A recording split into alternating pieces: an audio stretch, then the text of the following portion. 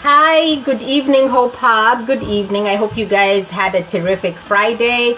You may have seen me come live earlier. I was having technical issues. I'm not sure what happened. I went live for 22 minutes, and guess what? Nothing recorded. All you could see is me speaking, and you couldn't hear any sound. So I was pretty disappointed.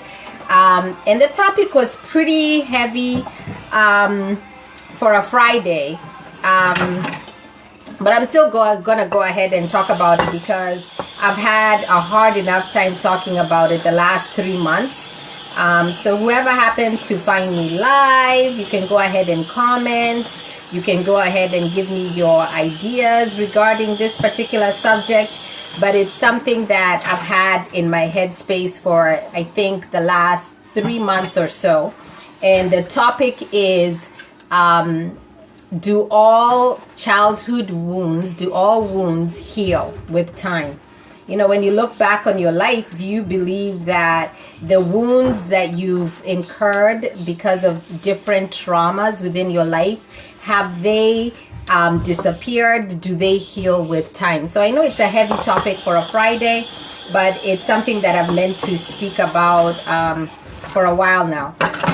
So anyway, that being said, I think the Hope Hub is a perfect backdrop for this topic because we talk about hope and resiliency all the time, and the courage and confidence to overcome life challenges. And sometimes we focus so much on hope, we don't focus as much on the actual adversities that have happened in our life and how we have dealt with those challenges and how we have overcome. So let me illustrate this with a story. I don't want to feel like I'm preaching to you guys. So I'll start with a story of a young man. He's 43 years old. His name is Evan. So let's call him Evan. Evan is married. He has children, and he has a wife called Sarah. And he wakes up one morning. And he wants to use the bathroom, just like some of us. You wake up and you have that urge to go to the bathroom because you haven't gone to the bathroom for 8 hours or so, right? So he wakes up and he's thinking, oh, I need to use the bathroom. And just as usual, he goes to turn around or roll over on his bed, and he can't feel his arm. So he's wondering, what in the world? Why can't I feel my arm? Maybe I slept wrong in on my arm, and soon I will start feeling those tingles or feelings when the blood starts flowing. So he decides, let me just kind of push over and try and roll over using the lower half of my body. And so he tries to do that, and he still has an issue. He cannot feel his left side of his body, his legs, his left leg.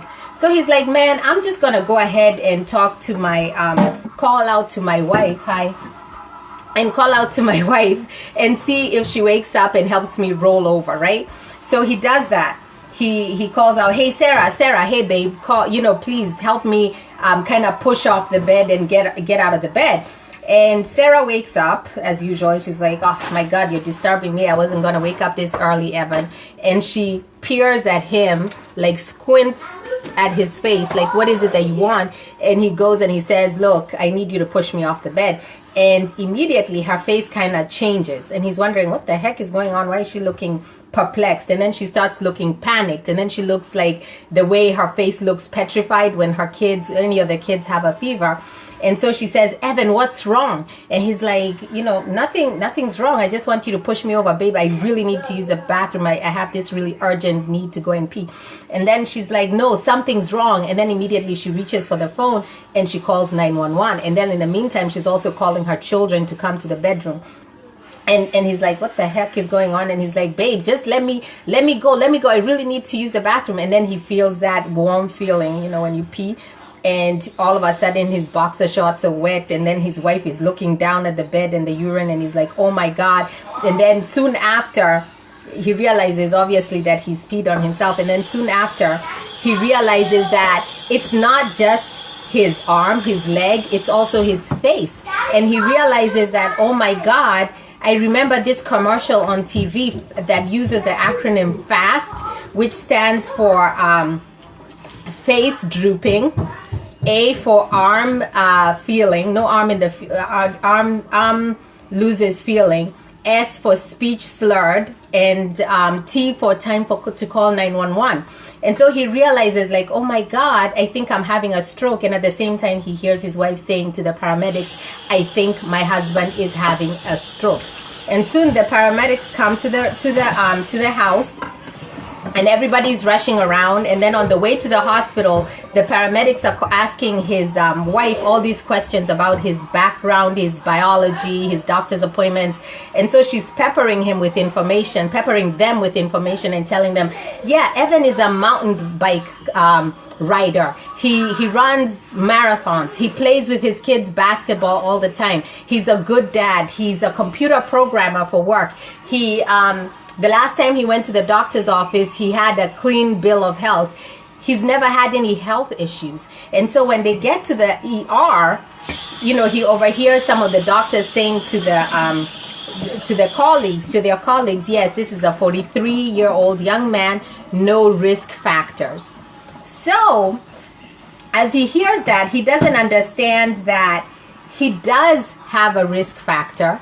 And that risk factor is one that a lot of us here on the Hope Hub, myself included, have that we're not aware of. And that risk factor is having a history of childhood trauma or adverse childhood experiences. Those experiences are so common that 2/3 of the nation have had adverse childhood experiences. So how so? What Evan doesn't know, what Sarah doesn't know, what his doctors never knew, was that Evan had some experiences back in the past that he had, he had buried deep in the recesses of his heart, deep in the recesses of his mind, had never spoken to his wife about. Those questions had never come up in his doctor's appointments about his history in terms of his childhood, but he had kept them. But yet, regardless of how we as adults try and hide the things that have happened to us in the past in terms of childhood trauma, those things continue to live on in our biology. Okay, so this is the one thing that I've been looking into for the last 3 months. These are the things that have been kind of in my headspace the last 3 months, to where even sometimes on the Hope Hub, I had a hard time coming on the Hope Hub and giving hope, because during my day job, I was learning about the effects of childhood trauma and how so many people, including you and me, have had adverse childhood experiences that for whatever reason, we try and avoid talking about them. And we don't ever disclose them to anyone, even on our 5th and our 6th date. And sometimes we don't even disclose those things to our own spouses, because those are part of our family history, that are part of the taboos and the things in the family that no one wants to talk about. So let me tell you a little bit about the importance and what it means, and why I'm studying trauma, and why it's important for all of you, especially on this day on the Hope Hub, when we focus on health and wellness, that you understand the importance of toxic stress and trauma in your life, not just what happened to you, but also what's happening in your current household, because I'm not going to cover things up and pretend they don't happen. I have friends, I have family members, I know people whose households you can already see the beginnings of childhood trauma within those families, because those families have a history of domestic violence, a history of a family divorce and separation, have a history of emotional abuse, and all those things are happening in the midst of children growing up in those households, seeing their parents struggling with substance issues and mental health issues and alcoholism, and all those things happen even in this day and age. So what Evan's story illustrates, the story I just told you about this young man, Evan, is that our minds may forget, our hearts may forget, but guess what? Your body, your biology never forgets the trauma you've experienced in your life.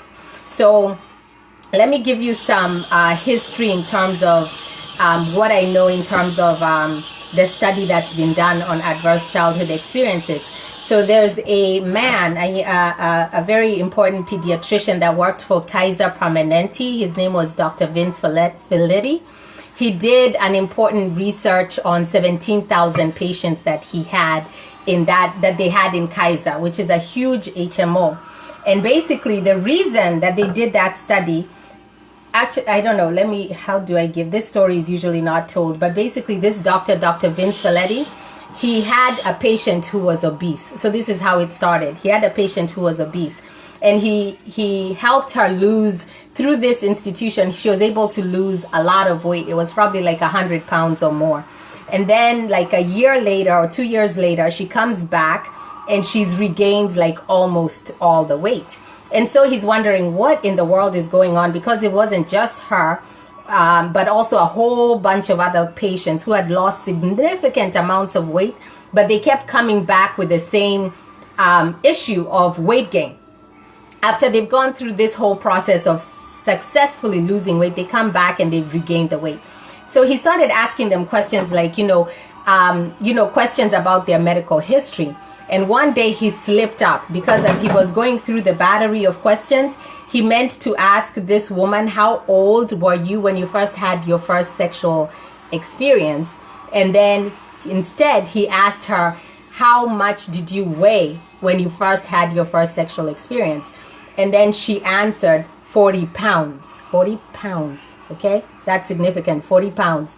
And so he thinks, oh, she must have misheard me, and oh, by the way, I actually asked that question wrong. But then he goes further and says, did you mean 140 pounds? And then she says, no, I meant 40 pounds. Did you hear what I asked, what the question was?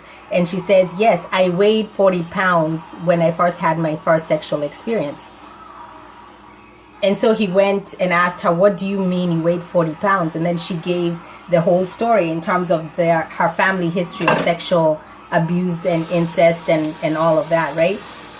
And so once he found that out, he started asking other patients questions about sexual abuse, emotional abuse, physical abuse in their lifetimes, in their childhoods, to see if there was a correlation between that and them being obese later on in life, and with them not being able to stick to their treatment modalities. Like, for example, some were there for weight loss, some were there for smoking cessation, some were there because they had substance issues. So he wanted to see what is the correlation between these people, the issues they are facing, behavioral led issues, and their past experiences when they were children. And guess what he found? He found that there was a huge correlation. In fact, one of the women, which was a very disturbing story for me, I don't know if it'll be for you, but one of the women had lost like 160 pounds. And then she all of a sudden gains like 50 pounds. And he asks her, what happened that you've been able to maintain your weight for, I think she had maintained it for 2 years. And then all of a sudden she has this huge increase. And then she told him, I think I've been sleep eating. And so he asked her, like, sleep eating, what is sleep eating anyway? So she says, well, I don't know if this is a trigger, but I mean, what's been happening is that I cook, I clean, I put away the food in the refrigerator, I go to sleep, I wake up, I find all the dishes are back out and all the food is eaten in the fridge, and I don't know that happened. So he tells her, like, why has this sleep eating restarted? Why do you think this is so? And then she says, well, when I was young, when I was 7 or 8 years old, I was abused by my grandfather.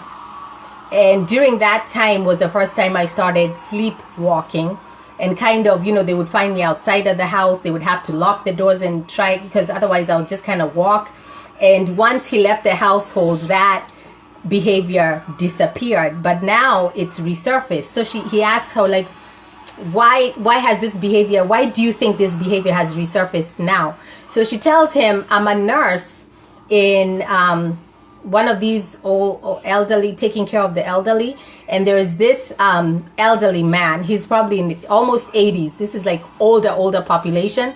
And this man, once he noticed her weight loss, he started kind of hitting on her. And this is an older man. It's not like he's going to do anything to her, but that was a trigger that reminded her of an older man, much back then in her history. She's now about 40, and now she's remembering something that happened when she was 8, her grandfather abusing her, and that was the trigger to restart the sleep eating and restart the weight gain, which is a way for her. It was basically a way for her to protect herself. Like, the weight was a protective layer in her life. She had started gaining weight when she was 8, and now the weight gain, even though she had gone through all these treatment in order to lose the weight, there was a trigger based on her biology, based on her past, that now had been re-triggered by this particular incident.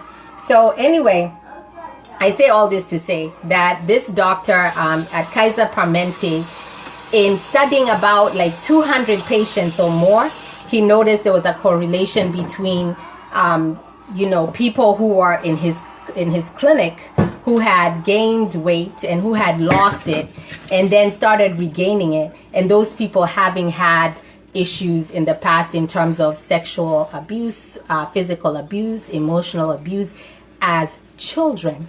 And so he decided to do a larger study, which looked at 17,000 patients who he had all their medical records at Kaiser Permanente. And he started asking them questions about the episodes of exposure to childhood abuse and trauma. And so he asked them questions like, I have the questions here in the survey, which says, were you ever physically abused as a child? Were you sexually abused as a child? Did you witness violence in your home? Was your mother a victim of domestic violence in the home? Did you have a parent that was incarcerated? Were you exposed to violence in your neighborhood or in your community? So he asked them those kind of questions, and soon they were able to draw significant correlations between kids who had experienced trauma, adults who had experienced childhood trauma, and the behaviors that they started to exhibit much later on in life. So that's why I was trying to give you that story of Evan. And my goal in giving you that story is to kind of show you that, we all have gone through life experiences. And sometimes those experiences could have been in childhood. Those experiences could have been experiences that you yourself tried to internalize and bury deep down in your brain, in your mind, in your heart, so you never have to talk to anyone about them, or never have to explain anything to anyone. But guess what? Your mind may forget, but your body internalizes that information. So how so? Let's talk about a little bit about stress, toxic stress. So what happens in childhood is that with children who go through trauma, and even adults, if you go through something traumatic, is that all of us as adults, we have a part of our brain that we use for learning. So you guys, as you listen to me, you're ingesting information, you're getting educated, you're getting knowledge on this particular topic, right? As you play video games, as you do anything that has cognitive aspects to it, you're using the frontal part of your brain. But human beings, we're hardwired, the back of our brain, to be survivors, right? To be survivors. So we have this instinct within ourselves, a brain response within our brains, that when something comes at you that threatens you, you have a flight, freeze, or flee response. So I'm sure you guys have heard that. If someone draws a gun at you, you're either gonna fight that person, or you're gonna maybe freeze and completely not be able to move, and you're like this, or maybe you're gonna take off running. So whatever kicks in for you, that's kind of how you're hardwired as a human being. But sometimes, not sometimes, but in childhood, if you are a member of a household where as a child you were abused, where would you go? If that threat that comes to your door every night, if that bear, I remember talking to someone about, talking to my husband about when we went to Nakuru National Park in 2016, and we're driving in the park, and every mile or so you're seeing signs saying, do not come out of your vehicle. Do not by any means get out of your vehicle, because this is a park, it's a wilderness, and you may they're not bears. They're the big five are supposed to be in that park. So the lion, the rhino, I don't know what else, the elephant, what are the big five, those big five animals. So the whole time we're driving in this park throughout the day, all we keep seeing are these cute monkeys and giraffes, seductive, tall giraffes, right? And so by the end of the day, I was like, bump this. There ain't no lions in this wilderness. Nothing's going on. I'm gonna get out and take a picture so I can post it on Facebook and show every single person that I was in this park and I was in the wild safari. So I get out of the car and I'm just posing and showing and kind of like taking pictures with the animals. And I'm like, I'm gonna send this to my boss. I'm gonna send it to whoever, blah, blah, blah. Now, can you imagine if you were the one in that park and someone yells out, Simba! Simba! What would you do? What would you do? You would completely lose your ish, right? So that's the point that I'm trying to make in terms of fight, freeze, and flee response. Is that, you know, for me, my husband was like, Simba, because he was trying to scare me. But at that point, it was like I felt my body completely freeze, and I ran to the car and I jumped in. And I don't know if I jumped in through the window, I went through the door. I have no clue how I got into that car, but I was in there and my legs felt like jelly. My heart was beating out of my chest and I was feeling like I had, you know, like I couldn't breathe. My pupils had dilated. So that's what happens when you're threatened by something. So imagine a little child who is in a house where that Simba comes every single day to the house as an alcoholic husband or a wife or a woman who is, abusing drugs, who you don't know what the personality will be that day. Or someone who is just a threat to that child, someone who is emotionally abusing that child. Or in that house, there's, it's just not a safe environment. Guess what? Every time that abuser comes into that house, the child's autonomic or automatic part of the brain that is about stress and stress is going to be elicited. And all of a sudden, their adrenaline, their cortisol, all these hormones go flooding into the brain and they're not able to react. It's like they don't have anywhere to go or run, right? And so they're just there with their heart beating and everything. So if that goes on for years, guess what? That system that we're wired to have, that is supposed to be helpful to us as human beings, it becomes maladaptive. It no longer it no longer works the way it's supposed to work. And so that was my point in terms of childhood trauma and how people later on in life, they start having other behavioral issues as adults. And you're wondering, where did this come from? How come I keep going to the bottle? Every time I'm stressed, I go to I need something to calm my nerves down. I'm trying to go into drugs. I'm trying to figure out, I have issues with intimacy and relationships. I don't know how to deal with sexuality. All these things that happened to you as a child, later on, they are reflected in your behavior. They're reflected in your biology as well. And so part of what the science is showing us is that trauma and the science of hope and resiliency is real. It's real, y'all. It's not a joke, okay? So for the Hope Hub, I think I've made my point, right? But for the Hope Hub, in terms of your hope strategy, is that your adversity in childhood. Sorry, let me take this charger off. Whatever happened to you in childhood, I'm not saying that it's permanent. What I am saying is that adversity does not have to be your destiny, but you do have to recognize that you as an individual, it's good for you to go back and assess and analyze what happened in my childhood and how is that reflected in who I am today. Is that why I happen to have a drinking problem? Is that why I have a substance issue? Is that why I have issues with depression or mental issues? Is that why I have sexual intimacy issues? You look back and you start looking at your life and saying, this I believe has a connection. Is this why I'm obese? Is this why I'm trying to lose weight? and for whatever reason I keep self-sabotaging myself. Are those two things connected, right? Why are you using alcohol? Why are you using drugs? Is it to numb the trauma that has happened to you? So anyway, all this is fascinating information, but what I love is that life shows us, and other people's lives show us, and our own personal lives show us that we are able to overcome adversity.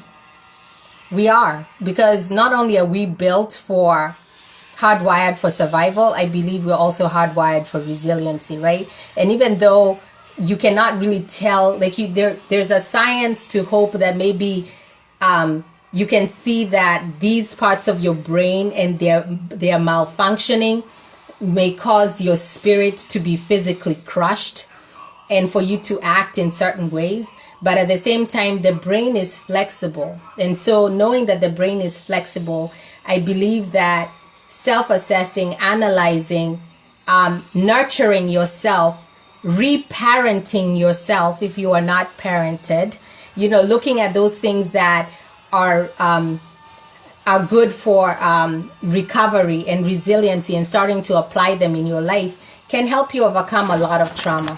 So look at one of the people that gives me a lot of hope in terms of just the ability to overcome trauma is Oprah Winfrey. She actually did a 60-minute presentation on childhood trauma, and she talked about her own trauma. Like, you guys know her story. She was sexually molested, abused, had a child at 14 who later died. All of this was part of her history, but she was able to overcome, right? So it shows that one of the things they talk about in terms of children is that children who have a strong adult figure, even if it's not the parent, someone who is able to speak into their life, someone who is able to give them words of encouragement and help them become courageous and confident, and someone who can speak to their confidence and help them grow. If a child has that one person, even if it's in the school system or a therapist or something like that, they can overcome. Okay. And then also as adults, Oprah had a parent, and so that's not a parent, had a teacher that helped her with that. As adults also, we go through adversity, and resiliency is this idea that you can bounce back from adversity. And so people like Nelson Mandela, a lot of trauma in his life, right? But yet he was able to overcome that it wasn't childhood trauma, it was adult torture and trauma. But he still came out and he was able to turn that pain into purpose and stand in his truth and transform a whole nation, right? So I'm saying all this to say is that even in adulthood, if you've been a victim of any kind of adversity in your adulthood, maybe it's the community you're growing up in, maybe it's a violent community, maybe you've seen someone gunned down, or you've been in a traumatic accident, for example, or you've seen someone lose their life from substance abuse and been there and witnessed that trauma. Whatever it is, you could be a mother who lost a child by a drunk driver. Think about that movement, Mothers Against Drunk Driving. Someone took that trauma and helped that inform a whole movement, an organization, Mothers Against Drunk Driving, that completely changed the laws in this country to whereby now this country has the strongest, stringent laws against people who drink and drive. Like, if you drink and drive, your commercial driver's license is gone. There's so many laws and policies. You have to take classes, because someone who was a mom who experienced that trauma said, never again will this happen to another child and to another mother, right? So all these stories of trauma that I'm trying to express here is just to tell you that you can take your pain and fuel it for personal transformation and for social leadership. You can take anything, any experience, and use it later on for good. So I didn't see any comments in terms of this topic of adverse childhood experiences. But lastly, what I will say is I have a quote here that says, "Your wound is where your light enters you." Your wound is where your light enters you. So have the courage to face your wounds, because those wounds could end up informing a movement. They could end up being the light to someone else's life experience. They could end up being the light that's needed in your community to take care of an issue in your community. And you could change the world. There are infinite possibilities. As you go into your weekend, I ask you to do self-care, self-reflection.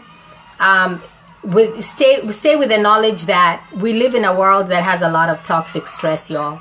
It's stress everywhere. Every time you turn on your TV, there's something traumatic happening on TV. If it's not in your community, it's across the nation, it's in another part of the world, because negativity sells. So try and diffuse it and try and remove yourself from those kind of circumstances that continue to pollute your mind and add toxic stress to your mind, and instead choose to be present within your household and within your family and within your community in a positive manner.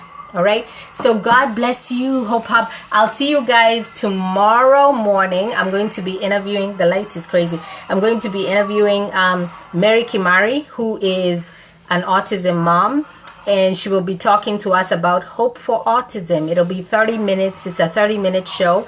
If any one of you happens to have a story that you want to share on the Hope Hub, of turning mess into message, pain into purpose, tests into testimonies, and you want to be interviewed by yours truly, myself, Faith Mora, please contact me and we will make it happen, y'all, on the Hope Hub page. Follow the Hope Hub page.